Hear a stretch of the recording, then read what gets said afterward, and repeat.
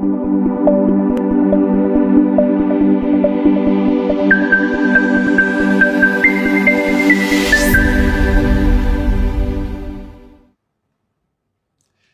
pagi Tani Lovers, senang sekali saya kembali menyapa para petani, para penyuluh seluruh insan pertanian dimanapun berada. Bagaimana kabarnya hari ini? Semoga baik-baik saja. Dan mengawali pekan Tani Lovers seperti biasa, kami selama 30 menit ke depan akan menginformasikan terkait dengan program-program strategis Kementerian Pertanian dan informasi menarik lainnya. Edisi hari ini 17 Februari 2025.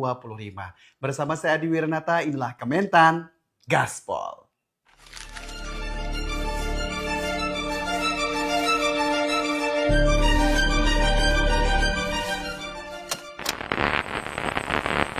Saudara-saudara sekalian, saya telah mencanangkan bahwa Indonesia harus segera swasembada pangan. Janganlah kita lupa, waktu kita perang kemerdekaan, kita tidak punya anggaran, kita tidak punya APBN, pasukan kita tidak digaji. Siapa yang memberi makan kepada kita? Yang beri makan adalah para petani di desa-desa. Dalam waktu yang sesingkat-singkatnya, kita harus mencapai ketahanan pangan. Di bawah kepemimpinan Presiden Prabowo Subianto, kita kembali diingatkan membangun kekuatan bangsa melalui gotong royong yang berakar dari setiap hati rakyat Indonesia. Petani di pelosok desa, ilmuwan, tentara, hingga masyarakat luas bergerak bersama, menyatukan tekad, menyingsingkan lengan baju untuk menjadi bangsa yang berdaulat pangan. Oleh karena itu, Kementerian Pertanian telah menyiapkan sejumlah program untuk mewujudkan swasembada pangan melalui pompanisasi, optimalisasi lahan, cetak sawah, transformasi pertanian tradisional ke modern, pelibatan petani milenial dan Gen Z, serta pekarangan pangan lestari. Inilah saatnya kita membuktikan bahwa kita mampu berdiri di atas kaki sendiri. Bahwa tanah subur Indonesia yang diberkahi alam yang kaya akan kembali menjadi ladang yang memproduksi kebutuhan pangan bagi seluruh rakyatnya. Bersama-sama, kita menghadapi tantangan dengan semangat pantang menyerah, mewarisi kekuatan leluhur yang tak pernah gentar. Kita buktikan pada dunia bahwa Indonesia mampu menjadi lumbung pangan dunia. Kolaborasi akan membawa kita menuju masa depan pangan yang cerah demi kemandirian bangsa, demi kemakmuran bersama.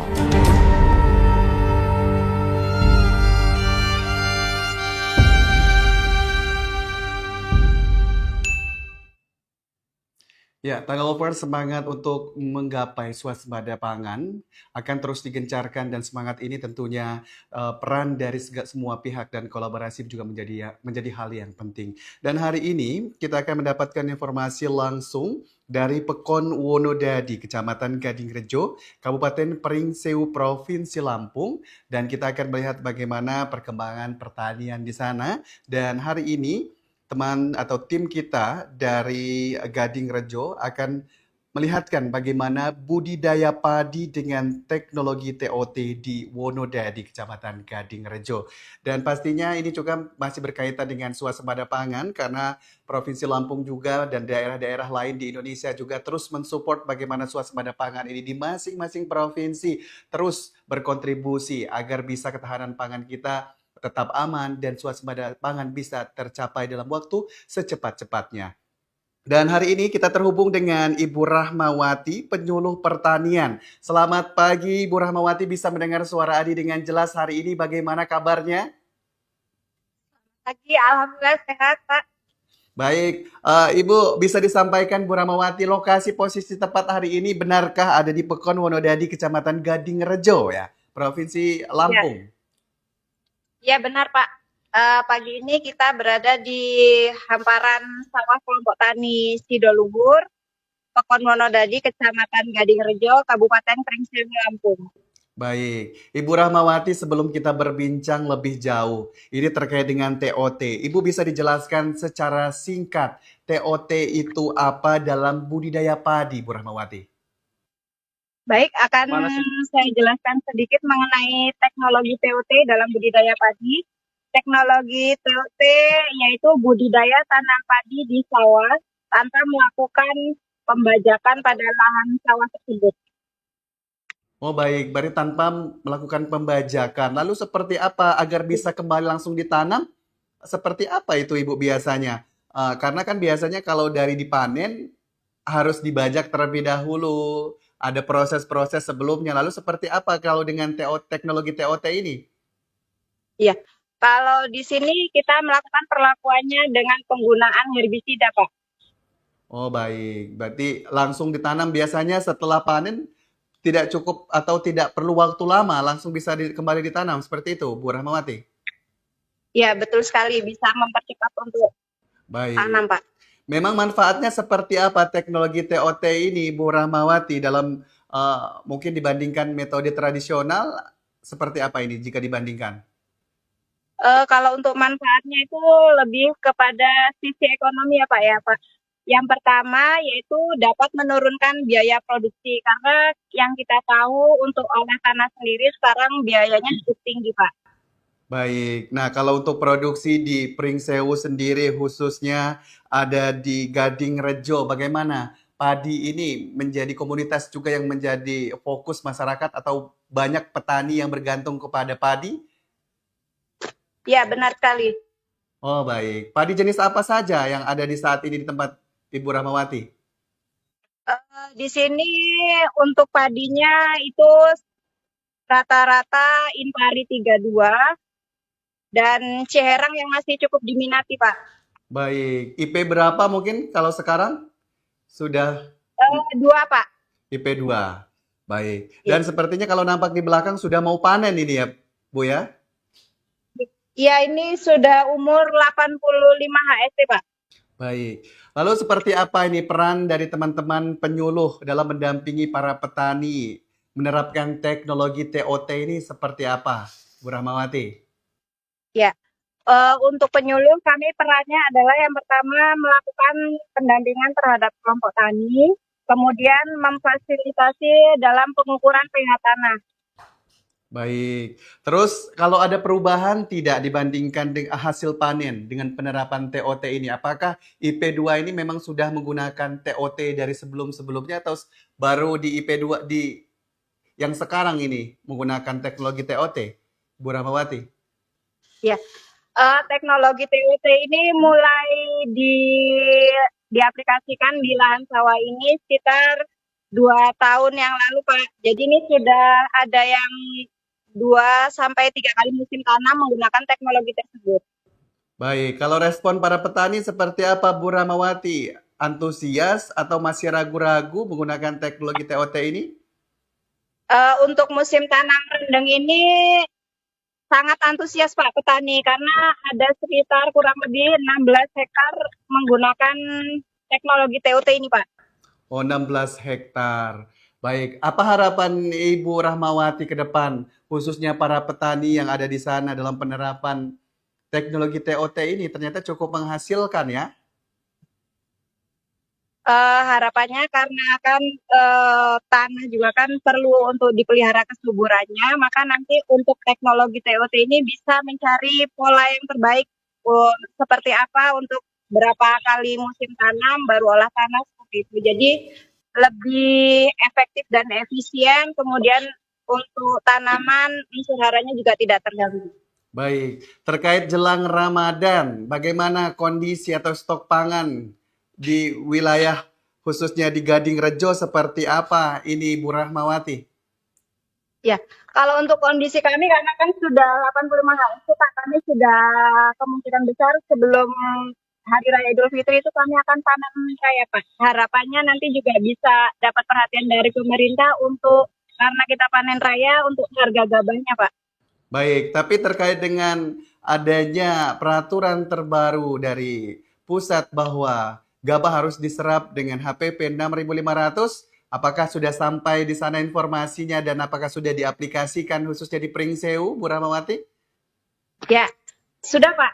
Nanti Baik. kita Baik, respon dari teman-teman penyuluh khususnya dari dinas seperti apa menanggapi hal tersebut? Atau respon petani seperti apa yang biasanya untuk disampaikan? kalau dari dinas cukup cukup cukup excited Pak. Mereka juga sudah kemarin untuk yang musim tanam rendeng ini juga sudah ada beberapa bantuan yang sudah dialirkan untuk kegiatan TOT ini Pak.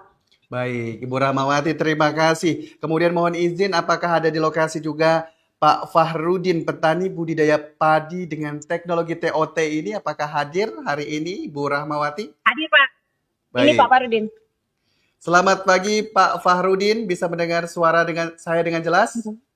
Selamat pagi. Baik. Ya, dengan Adi hari ini, Pak Fahrudin, bisa disampaikan Pak, ini kan kita membahas terkait dengan teknologi TOT. Sejak kapan sih Pak? Kalau tadi mungkin sempat dikatakan kalau Bu Rahmawati sudah diterapkan sejak 2 tahun lalu. Kalau Bapak sendiri sudah sejak kapan menggunakan teknologi TOT ini atau menerapkannya? Oke, jadi kami petani dari kelompok Tani Sidoluhur Wonodadi itu mulai untuk TOT sudah sekitar 2 tahun lebih. Itu sudah kami terapkan teknologi TOT tersebut. Perbandingan yang paling dirasakan menggunakan teknologi TOT dengan cara konvensional seperti apa, Pak Fahrudin? Itu masalah biaya. Jadi biayanya lebih banyak menekan daripada yang konvensional. Karena perbandingan misalnya untuk ongkos traktor aja seperempat hektar, itu kita butuh sekitar 400.000. Sedangkan setelah kami menggunakan TOT, itu cuma 100.000 sudah cukup untuk biaya TOT untuk penyemprotan herbisidanya. Jadi Baik. sangat menghemat.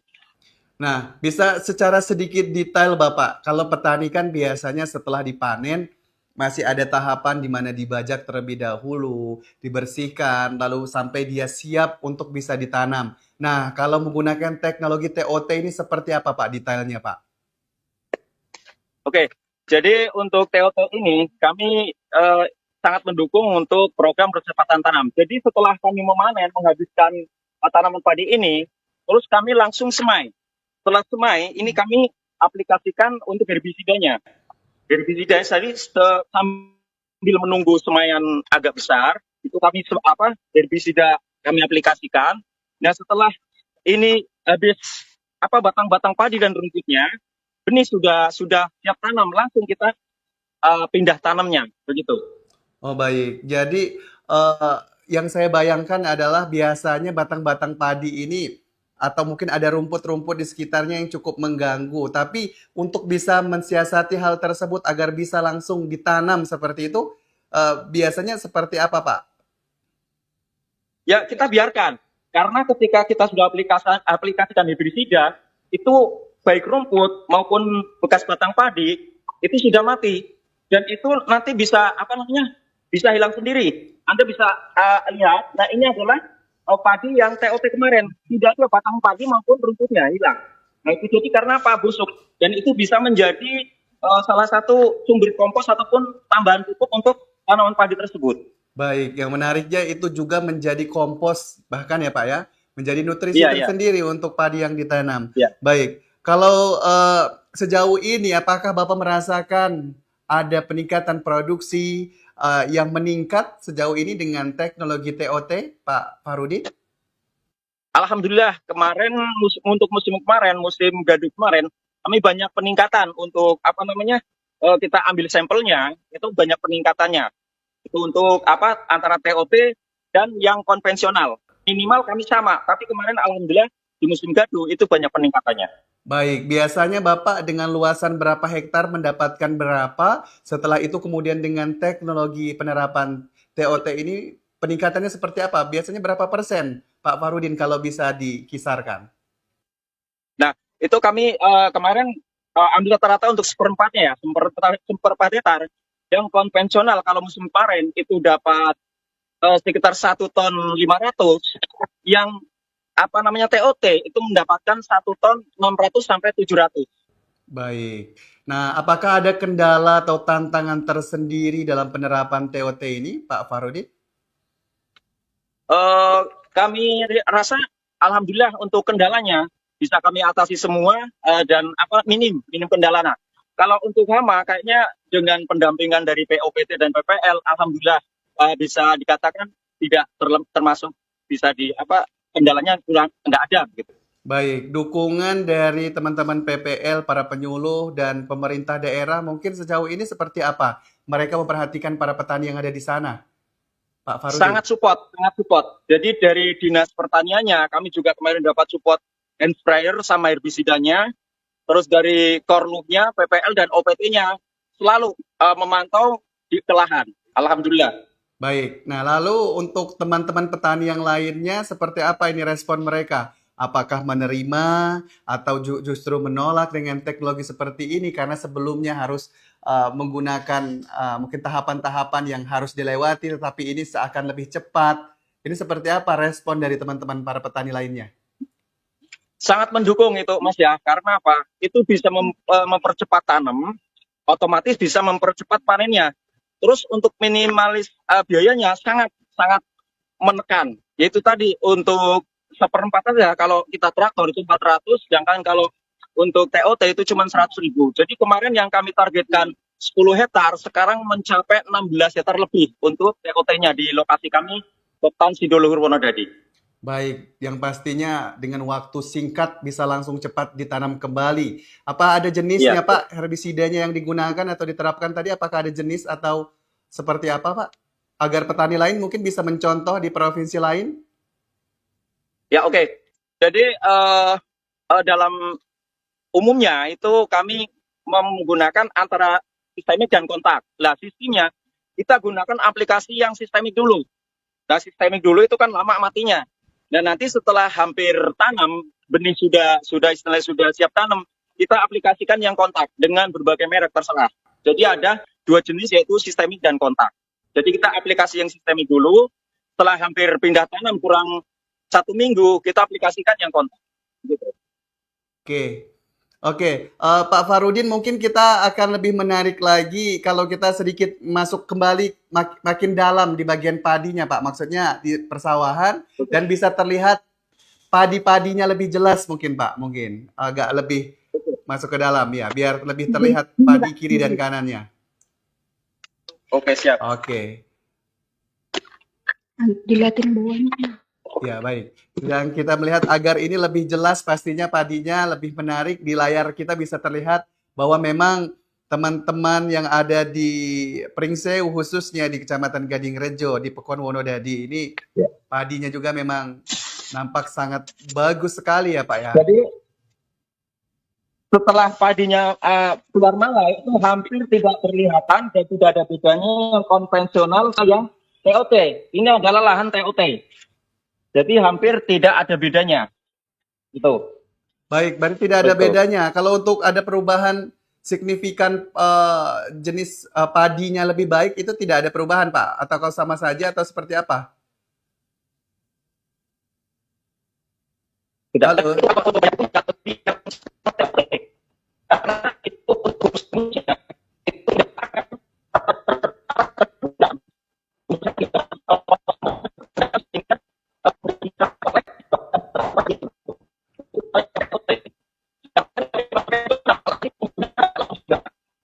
Baik, Bapak mohon izin ini suaranya terputus, Pak. Mungkin bisa disesuaikan lagi kameranya, mungkin ya, baik. Di posisi seperti tadi, Bapak mungkin agak lebih tengah saja. Baik, Bapak bisa mendengar suara saya dengan jelas masih ya, Pak ya? Pak Farudin. Ya, sedikit terputus-putus suaranya ya, karena tadi kita minta menunjukkan gambar padi, tetapi nampaknya koneksinya belum cukup stabil. Baik, kita sedang mencoba kembali terhubung dengan Pak Farudin ya, salah satu petani yang budidaya padi dengan teknologi TOT ini. Memang menarik tadi lovers karena padi juga seperti yang saya sampaikan tadi menjadi hal yang penting khususnya dalam mewujudkan swasembada pangan dan pastinya juga dari Lampung menjadi pensupport khususnya di wilayah Sumatera juga untuk daerah sekitarnya dan bagaimana teknologi ini bisa mendukung dan pastinya menjadi bagian percepatan swasembada pangan. Baik, Pak Farudin masih mendengar suara saya dengan jelas ya? Masih. Baik, Pak Fahrudin, bagaimana ini kalau terlihat ini kan ada penghematan biaya. Apa yang ingin Anda sampaikan kepada teman-teman khususnya para petani lain di daerah lainnya yang ternyata bisa juga mengadopsi teknologi TOT ini? Apa yang akan Anda sampaikan, Pak, keuntungannya? Baik, untuk teman yang bisa melihat tayangan ini, silakan Anda kalau ingin mencoba teknologi TOT, segera saja mencoba karena itu bisa mempercepat dan mendukung untuk swasembada pangan, dan itu juga bisa untuk percepatan tanam. Terus untuk biayanya itu sangat minimal. Silakan kalau teman-teman yang ingin mencoba TOT, silakan segera saja, jangan sampai menggunakan. Baik. Harapan kedepannya seperti apa ini? Terakhir, Pak Fahrudin. Ya, karena mohon maaf di sini untuk masalah panen kami masih manual, Mas ya. Jadi kalau bisa mungkin dari pemerintah bisa mengadakan untuk alat panennya seperti power pressure itu, jadi untuk memudahkan kami lebih cepat lagi untuk panen, karena kami selama ini masih manual. Jadi masih membutuhkan waktu yang agak lama. Jadi kalau istilah dari pemerintah ada bantuan untuk semacam pressure, terus tingkat kehilangannya, Mas, tingkat kehilangan padi ini lebih minim kalau secara pakai alat power pressure. Sedangkan kalau manual itu biasanya lebih banyak kehilangan untuk padi-padinya ketika kita panen. Gitu. Baik, semoga harapan ini pastinya didengar oleh pihak terkait dan pastinya bantuan ini bisa didapatkan oleh kelompok tani dan juga Pak Fahrudin pastinya yang begitu semangat dalam mewujudkan swasembada pangan dari Pringsewu. Terima kasih Pak Fahrudin. Ya, baik. Mohon izin kemudian saya akan berbincang dengan Pak Henry, petugas pengendali organisme pengganggu tanaman ya, atau POPT. Pak Henry juga hadir di sana. Selamat pagi, Bapak bisa mendengar suara Adi dengan jelas? Ya, sedang kita coba akan terhubung dengan Pak Henry. Pak Henry, apakah ada di lokasi Ya, juga hari ini? Ya, di lokasi, Pak. Ya, baik. Pak Henry, bisa disampaikan peran dari teman-teman petugas pengendali pengganggu tumbuhan ini juga menjadi hal yang penting terkait dengan penerapan teknologi TOT ini. Apa saja yang biasanya penyakit yang menyerang padi di sana, Pak, khususnya di Wonodadi, Pak Henry? Kalau untuk peran kami sebagai pengendali organisme pengganggu tanaman, Pak ya, kami mendampingi untuk penanggulangan OPT apabila terindikasi muncul OPT, ya Pak ya. Nah, kalau secara umum, Pak, bedanya antara konvensional dengan TOT, kalau OPT semua sama, Pak. Cuman di TOT, OPT-nya bisa kita tekan seminim mungkin, Pak. Oke, kalau di sekitaran Bapak apakah terlihat ada salah satu contoh hama mungkin yang biasanya menyerang? Mungkin bisa ditunjukkan kalau ada, jika ada, atau justru tidak ada? Kalau di sekitaran tempat kami ini, OPT yang kelihatan ini tidak ada, Pak. Yang ada hanya muncul alami, ada kumbang-kumbang. Ini yang muncul sekarang ini burung, Pak. Intinya baik. burung. Mungkin karena saking bagusnya padinya sampai burung banyak datang ke sana ya, Pak ya? Iya, benar-benar, Pak. Ini kelihatan burung. Ini juga dipasang alat sama petani untuk ngukur burung. Ini yang kelihatan sudah terdeteksi OPT-nya hanya burung, Pak. Baik. Nah, lalu seperti apa ini teknologi TOT ini? Apakah juga membantu mengurangi serangan hama penyakit juga atau seperti apa kalau menggunakan teknologi TOT? Sangat membantu, Pak. Di teknologi TOT, penekanan serangan OPT ini sangat membantu, Pak. Jadi yang kami terapkan dengan teknologi TOT ini, kami menjadwalkan namanya GERMAT, Pak, gerakan pengendalian yang kami laksanakan setiap 1 minggu sekali, Pak. Baik, seperti apa itu penerapannya, Bapak? Penerapannya kita ke lapangan, terus mengambil sampel-sampel pengamatan, terus kita identifikasi dan kita hitung intensitas serangan OPT-nya, Pak. Oh, baik. Lalu peran petugas atau teman-teman dari POPT ini mendukung keberhasilan teknologi TOT ini seperti apa yang sejauh ini dilakukan? Karena melihat kalau tadi yang disampaikan oleh Pak Fahrudin bahwa pastinya peran dari para petugas, para penyuluh ini juga menjadi mensupport keberhasilan dari teknologi TOT. Seperti apa yang sejauh ini dilakukan? Yang sejauh ini dilakukan, Pak, kita melakukan pendampingan dari awal, Pak. Dari awal mulai tanam, kita dampingi nanti sampai panen.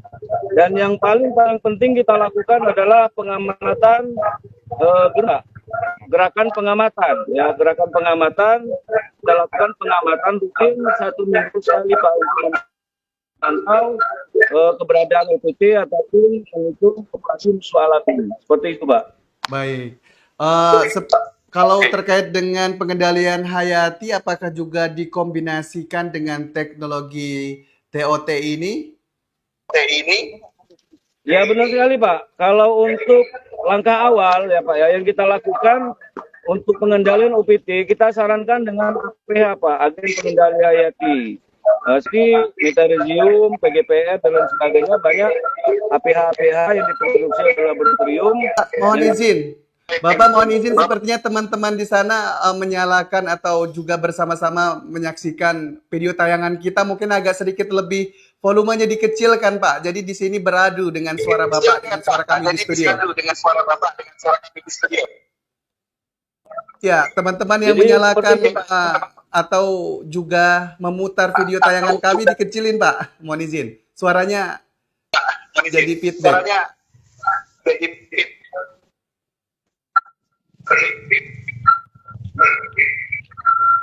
Nah, jadi kalau bagaimana? Ya, Pak Henry. Lalu kemudian seperti apa ini, Pak, untuk sejauh ini? Apakah ini merupakan bagian dari solusi jangka panjang untuk mengatasi hama padi, Pak, dengan penerapan teknologi TOT? Ya, ini salah satu solusi juga, Pak. Solusi untuk menekan daripada serangan OPP, salah satunya dengan teknologi TOT. Karena dengan T, ya Pak ya, pertumbuhan cepat, dan kita, itu tadi yang kita lakukan, Pak, pemantauan secara rutin, Pak, setiap 1 minggu sekali untuk mengetahui keberadaan OPT atau serangan OPT yang ada di areal tanaman di Poktan Luhur ini, Pekan Dadi, yang melaksanakan program TUT. Baik, Bapak. Terakhir, apa rekomendasi untuk apa yang ingin Anda sampaikan khususnya para petani yang ingin mencoba teknologi TOT ini? Rekomendasi yang kami berikan kepada kelompok petani yang belum melaksanakan program TOT ini, yang pertama itu dalam berbudidaya tanaman, Pak, kita harus menerapkan yang namanya 4 prinsip PAT, Pak. 4 prinsip PAT, yang pertama budidaya tanaman sehat, terus pengamatan mingguan, pelestarian musuh alami, dan petani ahli PAT. Nah, dari bidang segi biaya, TOT ini sangat menekan, Pak, terutama di biaya olah tanah. Dia disampaikan oleh tadi Pak Fahrudin, tidak ada namanya ongkos olah tanah, Pak. Dengan 100.000 untuk herbisida dan gulma-gulma yang ada, kita terkendali dan segera bisa ditanam kembali, Pak. Baik, terima kasih Pak Henry. Pak Henry, terakhir tadi teman-teman sepertinya sudah menyiapkan jargon khusus untuk tampil bersama-sama hari ini. Silakan Bapak mungkin bisa merapat, karena pastinya peran dari teman-teman semua yang hari ini agar bisa tampil bersama. Pastinya kita sangat berterima kasih atas partisipasinya hari ini di program Kementan Gaspol satu dengan yang lainnya. Baik, ya. Silakan mungkin bisa dipimpin.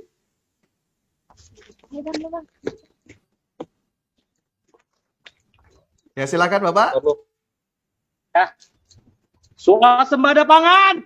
Harga mati. Terima kasih.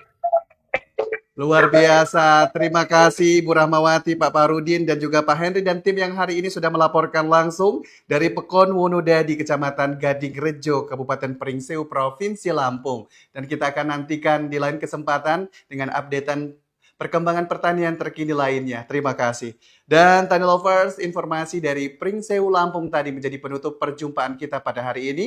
Saya Adi Wiranata mewakili kerabat kerja yang bertugas pamit undur diri. Terus saksikan program kami hanya di TV Tani Indonesia melalui kanal YouTube kami. Terdapat banyak sekali program-program yang pastinya terus mendidik setiap harinya. Dan juga bisa saksikan Kementan Gaspol pukul 9 waktu Indonesia Barat dari Senin hingga Jumat. Terima kasih, sampai jumpa Kementan Gaspol.